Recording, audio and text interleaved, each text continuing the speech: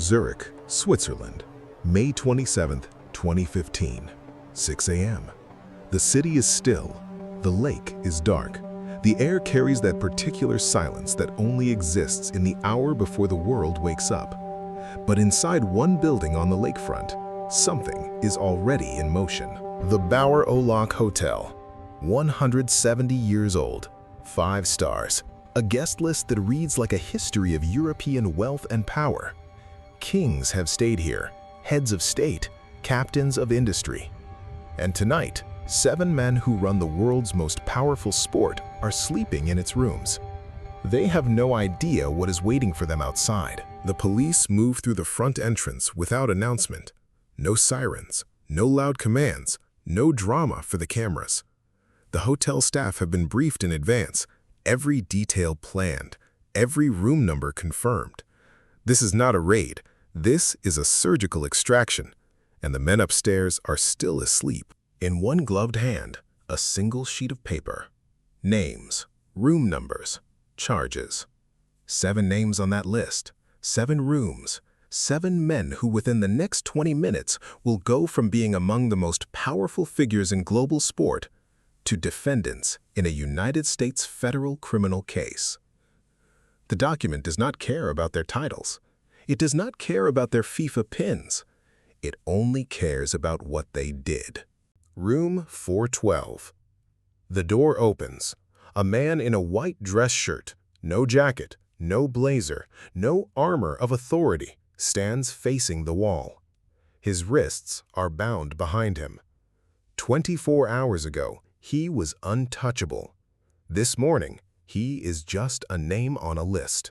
These men are not what most people imagine when they hear the word criminal. They attend banquets, they give speeches, they present trophies to children. They wear blazers with gold pins and sit in first-class seats and talk about the beautiful game. And for 24 years, while the world watched the football, they were running something else entirely. Thousands of miles away, in a federal building in Brooklyn, New York, agents with the FBI and the IRS Criminal Investigation Division have spent years building what is now in those agents' hands. Bank records, wire transfers, shell companies, confessions. The file is enormous. The case is airtight. And the men in those hotel rooms, for all their power, for all their connections, for all their decades of operating without consequence, never once considered that the danger would come from America. This is the story of how the United States Department of Justice, in a country where football is still called soccer, brought down the most powerful sports organization on earth. Not UEFA, not the Swiss, not any European institution. America. And the question that has never fully been answered, the question that makes this story bigger than sport, bigger than FIFA, bigger than any individual arrest, is this. How do you dismantle a machine that was never supposed to be stopped? To understand what happened in that Zurich hotel, you have to go back. Not just a few years, over a century. Paris, May 21st, 1904. 7 European football associations sit around a table in a wood-paneled room. They shake hands. They sign an agreement. They create a governing body for the world's most popular sport. They call it FIFA. In that room, in that moment, it is a simple and entirely honorable idea. Nobody in that room could have imagined what it would become. By the end of the 20th century, FIFA had evolved into something with no real parallel in the world. It is not a government. It is not a corporation. It is not a charity. It is all 3, and accountable to none of them. The FIFA World Cup generates billions. The 2022 tournament in Qatar produced an estimated $7.5 billion in revenue. Broadcasting rights for the 2026 World Cup are worth billions more. And all of it, every contract, every rights deal, every dollar flows through one organization. 24 men in a closed room. deciding everything. In 1998, Sepp Blatter became FIFA president. He had joined the organization in 1975. 23 years of learning its architecture, its committees, its loyalties, its pressure points. By the time he took the presidency, he did not just lead FIFA. He was FIFA. And he would remain FIFA through 4 consecutive re-elections for 17 years. The man and the institution had become inseparable. That was the point. The FIFA Executive Committee. 24 members, 24 votes. On paper, a democratic governing structure. In practice, the most consequential closed room in global sport. These 24 men voted on which nations hosted the World Cup. They voted on broadcasting contracts worth hundreds of millions, on sponsorship deals, on the commercial architecture of an organization worth billions. 24 votes, no public scrutiny, no external oversight. And for the right price, those votes were available. This was not an accident. It was a design. The woman who brought the case was Loretta Lynch. At the time, the United States Attorney for the Eastern District of New York. She would later become the 83rd Attorney General of the United States. She stood before the cameras on May 27, 2015, and she did not speak in generalities. She spoke in specifics, in amounts, in names, in dates. She described in precise legal language a criminal conspiracy that had operated inside world football for over 2 decades. And she made clear that the morning's arrests were not the end of the investigation. They were the beginning. The indictment itself runs to 47 pages. It names 14 individuals across multiple organizations and multiple countries. It covers 24 years of alleged criminal conduct, and it describes, in documented detail, a bribery and corruption network with one central mechanism. Sports marketing companies wanted the commercial rights to football tournaments, broadcast rights, sponsorship packages, marketing deals worth hundreds of millions of dollars. FIFA and Confederation officials controlled those rights, and those officials, according to the indictment, sold their decisions to the highest bidder, over and over again, for more than 2 decades. The money did not move cleanly. It moved through shell companies in the Cayman Islands, through offshore accounts in Switzerland, through wire transfers that crossed multiple jurisdictions, and critically, through financial institutions based in the United States. That last detail is the one that mattered. The moment those transactions touched an American bank, they fell under American jurisdiction, American law, American prosecutors, American federal agents. FIFA had built its corruption network across the world, never imagining that the architecture of global finance would become the instrument of its undoing. The DOJ did not need to be invited. They were already there. The timing of the arrests was not accidental. May 27, 2015, 2 days before FIFA's presidential election, Sepp Blatter was running for a 5th consecutive term as FIFA president. Swiss police arrived at the Baur Hotel on the morning of the vote. 7 arrests, 47-page indictment, broadcast live around the world. The message from the United States Department of Justice was clear, and it was deliberate. We are watching. We are not finished. And no amount of votes inside that Congress hall changes what is waiting outside it. And then, something almost impossible to believe happened. 4 days after the arrests, 4 days after Swiss police walked through the Baur Hotel in handcuffs, 4 days after the most damaging morning in FIFA's history, Sepp Blatter won re-election as FIFA president. 133 votes out of 209. 2/3 of the world's football federations looked at what had just happened and voted to keep him in charge. UEFA called for him to go. The English FA called for new leadership. The German Federation demanded reform. It did not matter. The votes were already decided. But 6 days later, everything changed. June 2nd, 2015, Sepp Blatter called a press conference. He stood at the podium where he had stood so many times before, the FIFA banners behind him, the microphones before him, and he announced his resignation. He used careful language. He spoke of renewal, of the need for fresh leadership, of his love for football. What he did not say, what his sources inside the organization had already told him, was that the FBI had begun a second phase, that Swiss prosecutors were circling, that the people who had already pleaded guilty in America were talking.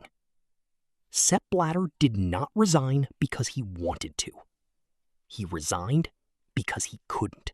By September 2015, FIFA's ethics committee had suspended Blatter from all football activities. By December, Swiss federal prosecutors had opened criminal proceedings against him directly, related to a payment of approximately 2 million Swiss francs made to Michel Platini in 2011. Michel Platini, UEFA president, one of the greatest footballers in history, and the man many had expected to succeed Blatter, was suspended alongside him. Two of the most powerful men in world football, both under criminal investigation, both suspended from the sport they had dominated for decades. The machine was coming apart. But what was really inside it, the full scale of what had been hidden, was only just beginning to be understood. In 2014, 1 year before the Zurich arrests, FIFA commissioned its own internal investigation. It was led by Michael Garcia, former United States Attorney for the Southern District of New York, a man with unimpeachable credentials and no reason to pull punches. His report ran to 430 pages. When FIFA's own adjudicatory chamber published its summary, Garcia publicly stated it was materially incomplete and inaccurate. He resigned in protest. The full report was not released until 2017, and only after a German newspaper threatened legal action to force its publication. FIFA investigated itself, found something significant enough that its own investigator quit rather than accept the summary, and buried it for 3 years. This was not an accident. Here is the question that receives far too little attention. Why did the United States bring this case? Not Switzerland, where FIFA is headquartered. Not England, the birthplace of football. Not the European Union, with its powerful regulatory framework. America, a country where football barely registers in the national consciousness. The answer is not about sport. It is about money. The US dollar is the world's reserve currency. The majority of international financial transactions, regardless of where they originate, regardless of what they are for, pass through American financial institutions. That gives the United States Department of Justice a jurisdictional reach that no other prosecutorial body on earth can match. FIFA's officials routed their bribe payments through American banks, through American wire transfer networks. They handed the DOJ the key to their own front door, and they never even knew it existed. But the most documented and least told story in this entire scandal has one name at its center: Chuck Blazer, General Secretary of CONCACAF, the North and Central American Football Confederation, from 1990 to 2011. An American, a New Yorker, a man who kept an apartment in Trump Tower specifically for his cats, while drawing a salary and expenses from CONCACAF that investigators would later describe as staggering. Chuck Blazer was also, by the documented findings of federal investigators, one of the most prolific bribe takers in FIFA's history. And he was the FBI's first cooperating witness. When IRS agents approached him in 2011, Blazer understood his situation immediately. He made a choice. For years after his decision to cooperate, Chuck Blazer continued attending FIFA and CONCACAF events as if nothing had changed. The blazer, the FIFA pin, the handshakes and the banquets and the speeches. But in his breast pocket, or attached to his keychain, a recording device. At the 2012 London Olympics, according to court documents, Blazer attended FIFA-related functions wearing a wire embedded in a key fob. He recorded conversations with officials who had no idea the man beside them had already signed a cooperation agreement with the United States government. He pleaded guilty in 2013 in a sealed agreement to 10 federal counts, including racketeering, wire fraud, and tax evasion. The public did not know until Reuters broke the story in November of that year. Chuck Blazer died in July 2017. He was never sentenced. The man who brought down FIFA had been one of its own, sitting at the top table, recording everything. For years. By 2020, the FIFA corruption case had generated more than 40 guilty pleas and convictions across multiple countries, tens of millions of dollars in financial penalties, multiple prison sentences handed down in federal courts. The names on those conviction records include Confederation presidents, vice presidents, marketing executives, and intermediaries across 4 continents. It is, by any legal measure, one of the most successful sports corruption prosecutions in history. But conviction counts are not the same as systemic change. And the question that matters, the question that determines whether any of this meant anything, is whether the institution itself has actually changed. The 2026 FIFA World Cup. 16 American cities. New York, Los Angeles, Dallas, Miami, San Francisco, Boston. Matches in Canada, matches in Mexico. The largest World Cup in history, coming to North American soil. Projected to generate billions of dollars in revenue for FIFA and billions more in economic activity for host cities. American taxpayers are funding stadium infrastructure upgrades. British broadcasters are paying rights fees. Sponsors from both countries are committing hundreds of millions. All of it flowing through the same organization, the same governance model, the same commercial structure that the DOJ exposed in 2015. The FBI's investigation is not closed. Several defendants named in the original indictment remain at large. And the question of what truly decided the hosting votes for 2018 in Russia and 2022 in Qatar, that question has never been resolved in any court of law. Gianni Infantino became FIFA president in February 2016. He ran explicitly on a reform platform: new ethics procedures, stronger financial controls, greater transparency. In 2020, Swiss federal authorities opened a criminal investigation into Infantino personally, related to undisclosed private meetings he had held with the Swiss Attorney General, who was simultaneously overseeing investigations into FIFA. Infantino has denied any wrongdoing. As of 2024, that Swiss investigation remains open, according to court records. The reform president of FIFA is himself the subject of a criminal inquiry by Swiss federal prosecutors. The system did not change its leadership. It changed its language. A football on an empty pitch. It is the simplest image in sport, the most universal. Across every culture, every language, every economic condition on Earth, this object means something. And that is precisely why what happened inside FIFA for 24 years was not merely a financial crime. It was a theft. Not just of money, though the money was real and the amounts were staggering. It was a theft of trust. Every child who grew up believing that the World Cup was awarded to the best bid. Every fan who watched their country lose a hosting vote and accepted the result as legitimate. Every nation that spent billions preparing a tournament bid in good faith. All of them operating inside a system that had already been sold. So who are the real winners and losers of this story? The losers are straightforward. The officials convicted, the federations that lost decades of credibility, the sport itself still carrying the weight of what was done in its name. But the winners require more careful examination. Every corporation that secured a commercial rights deal through this system and never asked how, they won. Every government that hosted a World Cup without demanding answers, they won. Every broadcaster that paid rights fees and kept its head down, they won. The visible actors were the men in the hotel rooms. The systemic force was the commercial architecture of global sport that made their corruption not just possible, but rational.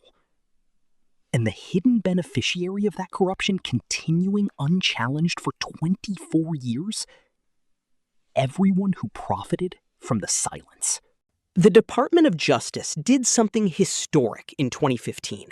It demonstrated that no organization, regardless of its size, its global reach, its political connections, or its emotional hold on billions of people, is beyond the reach of the law.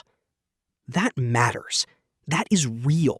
Those convictions are documented and permanent.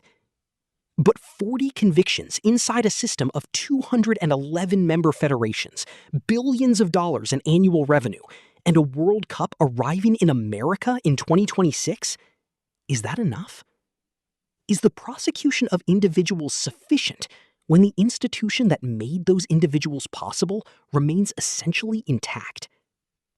That is not a rhetorical question. It is the question that football and the governments and broadcasters and sponsors that profit from it have still not fully answered. Zurich at dawn. The same lake, the same city, the same quiet that existed before the police walked through that hotel door.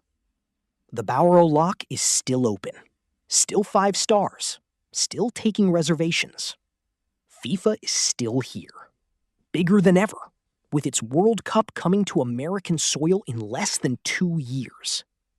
And somewhere in the architecture of global sport, in the committees and the contracts and the closed rooms, the system that made all of this possible is still running. The swan crosses the water.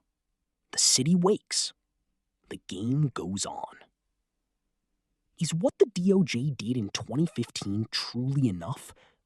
Or was it just the most visible corner of a problem that the world still does not have the courage to fully confront? Let us know in the comments what you think. And in the meantime, thank you very much for watching.